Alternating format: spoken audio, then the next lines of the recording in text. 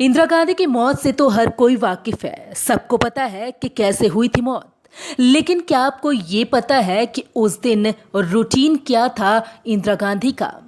क्या कुछ हुआ था सुबह से शाम तक?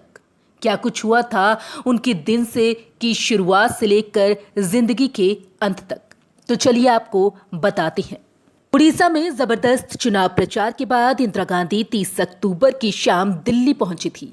आमतौर पर जब वो दिल्ली में रहती थी तो उनके घर एक सफ्दरजंग रोड पर जनता दरबार लगाया जाता था। ये भी एक अघोषित नियम था कि अगर इंदिरा गांधी दूसरे शहर के दौरे से देर शाम घर पहुंचेंगी तो अगले दिन जनता दरबार नहीं होगा। 30 तारीख की शाम को भी इंदिरा गांधी से कहा गया कि वो अगले दिन सुबह के कार्यक्रम रद्द कर दिए, लेकिन इंदिरा गांधी ने मना कर दिया। वो आयरिश फिल्म डायरेक्टर पीटर उसिनोव से मुलाकात का वक्त दे चुकी थी। रिपोर्ट्स के मुताबिक उनके इंटरव्यू के लिए बाहर से एक टीम आई थी। पीटर आए थे। उन लोगों ने अपना सर्वे किया, ये देखा कि खुली जगह पर इंटरव्यू करना है। वहां दिवाली के पटाखे पड़े थे, उसको साफ करवा इंतजाम करवाया गया। उसमें कुछ वक्त लग गया था। दरअसल पीटर इंदिरा गांधी पर एक डॉक्यूमेंट्री बना रहे थे। इस बीच सुबह के 8 बजे इंदिरा गांधी के निजी सचिव आर.के. धवन एक सफ्दरजंग रोड पहुंच चुके थे। धवन जब इंदिरा गांधी के कमरे में गए तो वो अपना मेकअप करा रही थी। इंदिरा गांधी ने पलट कर उन्हें देखा। दिवाली के पटाखों को लेकर थोड़ी नाराजगी भी जताई। फिर अपना मेकअप पूरा कराने में लग गई। अब तक घड़ी ने 9 बजा दिए थे। लॉन साफ हो चुका था। इंटरव्यू के लिए सारी तैयारियां हो चुकी थी। चंद मिनटों में ही इंदिरा एक अकबर रोड की तरफ चल पड़ी।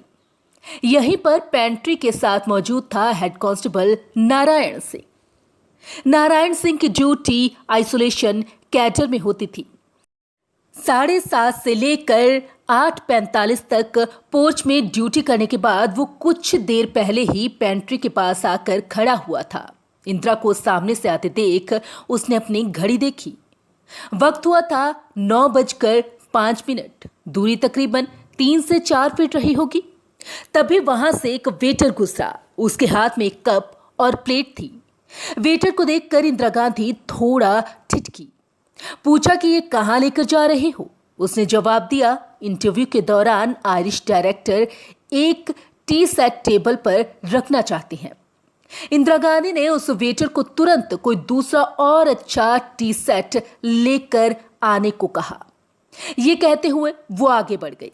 तेज कदमों से चलते हुए इंदिरा गांधी उस गेट से करीब 11 फीट दूर पहुंच गई थी जो एक सफ्दरगंज रोड को एक अकबर रोड से जोड़ता है। नारायण सिंह ने देखा कि गेट के पास सब इंस्पेक्टर बेअंत सिंह तैनात था। ठीक बगल में बने संतरी बूथ में कांस्टेबल सतवंत सिंह अपनी स्टेन गन के साथ मौजूद था। आगे बढ़ते हुए इंदिरा गांधी संतरी बूथ के पास पहुंची। बेअंत सिंह और सतवंत को हाथ जोड़ते हुए इंदिरा ने कहा, नमस्ते।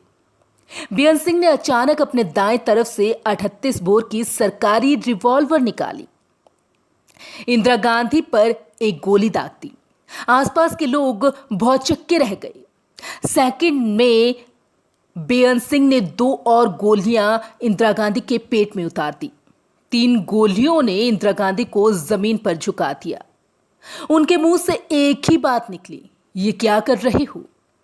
बेअंत ने क्या जवाब दिया ये शायद किसी को नहीं पता।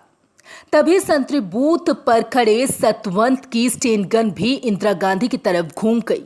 जमीन पर नीचे गिरती हुई इंदिरा गांधी पर कांस्टेबल सतवंत सिंह ने एक के बाद एक गोलियां दागनी शुरू कर दी। लगभग हर सेकंड के साथ एक गोली। 1 मिनट से कम वक्त में सतवंत ने स्टेन गन की पूरी मैगजीन इंदिरा गांधी पर खाली कर दी। स्टेन गन की 30 गोलियों ने इंदिरा गांधी के शरीर को भून कर रख दिया। हेड कांस्टेबल नारायण सिंह हो या आर.के. धवन, सब हक्के बक्के थे। वक्त जैसे थम सा गया हो। दिमाग में खून जमने जैसी हालत थी। तभी बेअंत सिंह ने आर.के. धवन की ओर देखकर कहा, हमें जो करना था वो हमने कर दिया। अब तुम जो करना चाहो वो करो। वहां मौजूद सभी लोग एक झटके के साथ होश में आ गए।